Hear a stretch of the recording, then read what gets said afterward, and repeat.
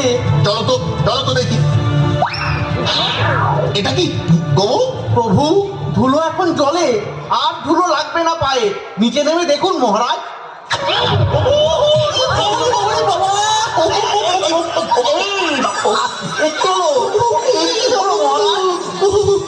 ধুলোগুলো হলো কাদা, তুমি একটা যাতা, তোমার 1 বছরের বেতন কাটা। কি আনন্দ!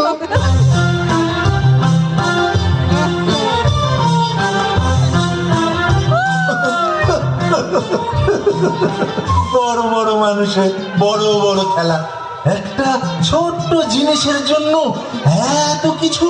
হায় হায় হায় হায় হায়। যদি একটা সুযোগ পেতাম তবে আমি দেখিয়ে দিতাম এই ছোট্ট জিনিসটার জন্য লাখ লাখ খরচ করার কি মানে। কি আনন্দ! আমার মহামন্ত্রী গোপুচন্দ্র না একটা গোবে, খালি খাচ্ছে আর নাচছে, নাচছে আর খাচ্ছে, খাচ্ছে নাচছে, নাচছে খাচ্ছে। কি আনন্দ! আনন্দেই আছে সবাই। তোমরা আমার এমনই কাঁথার দল, ধুলারে মেরে করলে কাদা ও জল। কি আনন্দ! মন্ত্রী তোমার 1 বছরের বেতন কাটা। কি আনন্দ!